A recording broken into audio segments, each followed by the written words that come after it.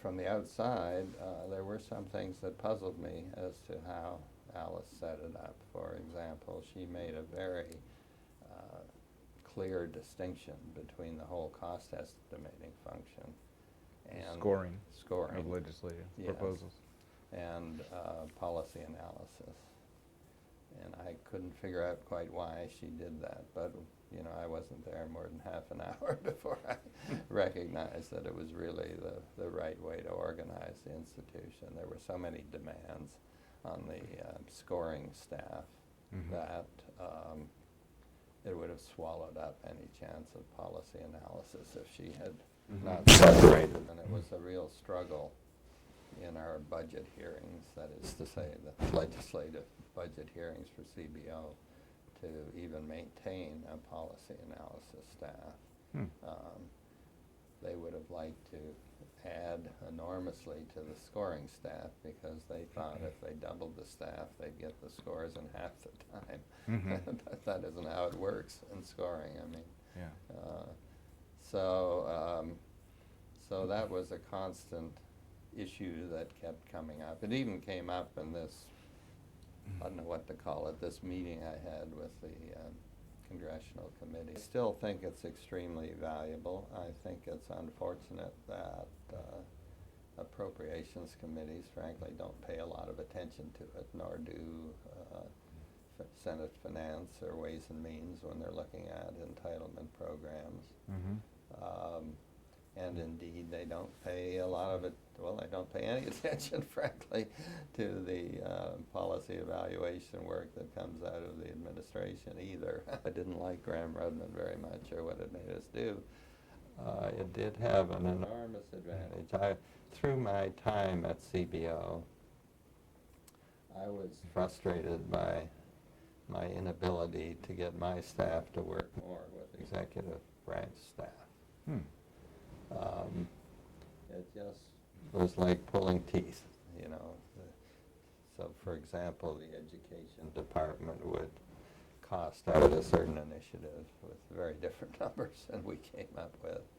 And it wasn't at all clear that they were doing it for political purposes, but there were technical differences and so on. So you couldn't get them to pick up the phone and call the people at OMB or at education? It was very hard. It was very hard.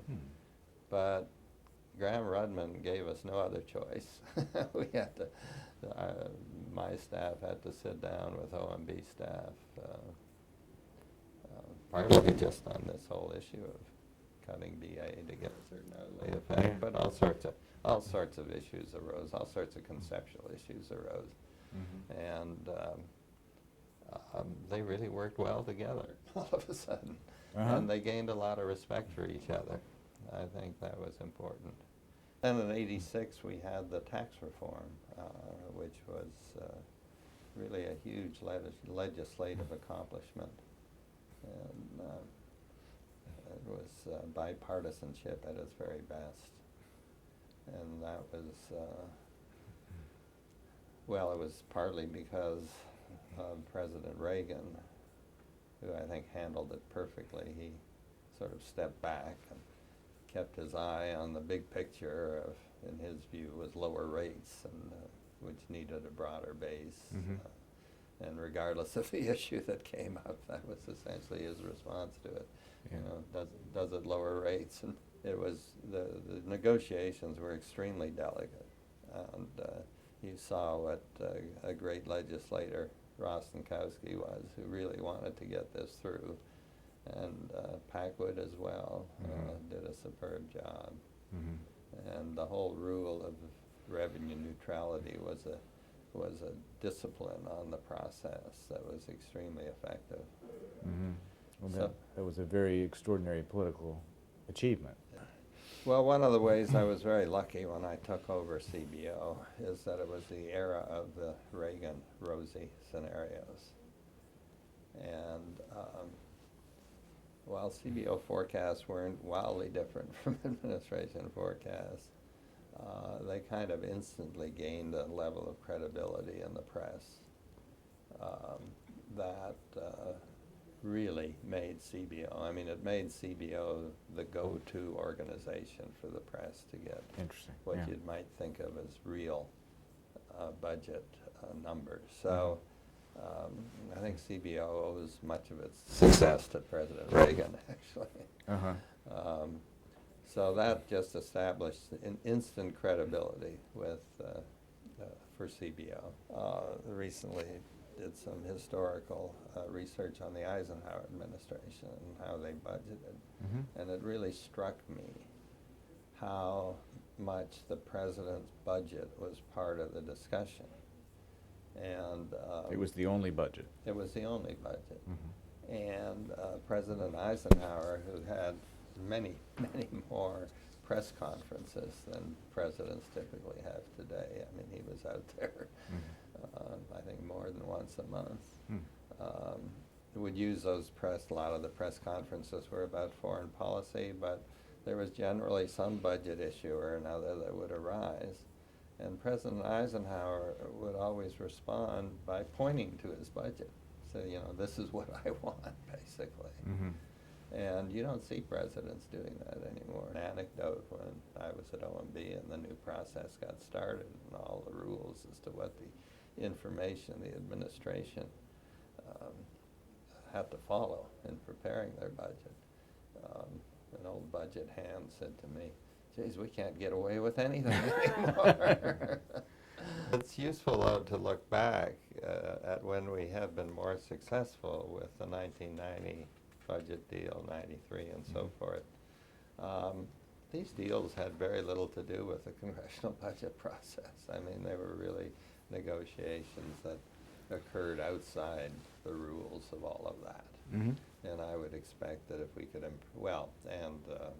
mentioned the super committee and various things that have occurred during this chaos. And the President's Budget Commission before that, I guess, which also did not reach an agreement.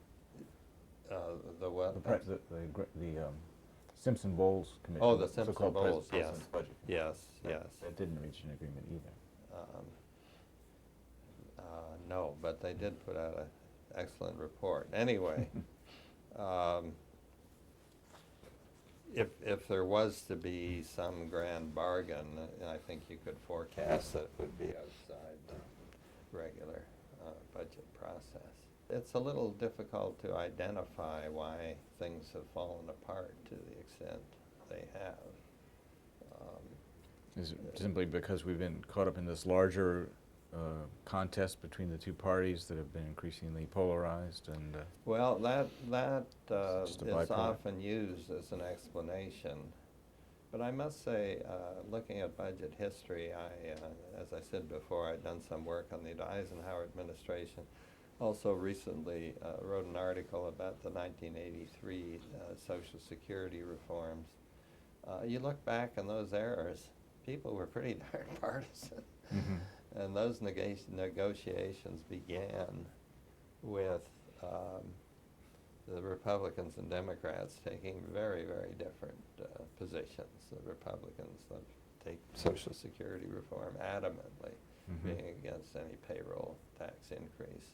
Democrats being adamantly against any slowdown in the rate of growth of benefits. So, And something had to be done, right, in '83, because the Social Security program was essentially bankrupt at that point. Yes, that is true.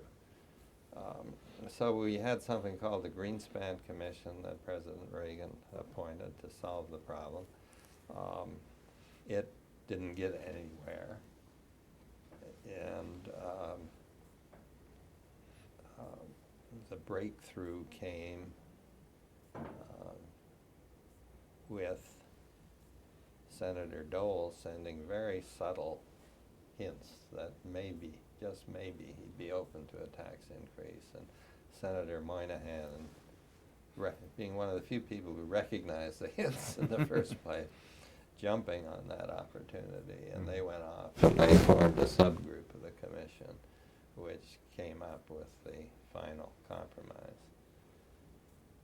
Now, I think the difference between now and then is that you had people like Dole and Moynihan who really wanted to get something done. Or they could have never, ever gotten anywhere except for the fact that President Reagan and Speaker O'Neill had a secret agreement that they would not oppose any recommendations of the committee. And that was absolutely crucial. Mm-hmm. It's very hard to imagine a deal like that The level of between trust is too low now. President Obama and Speaker Boehner. I mean, it's just They tried once. yeah, it's just totally out of the current universe. Yeah.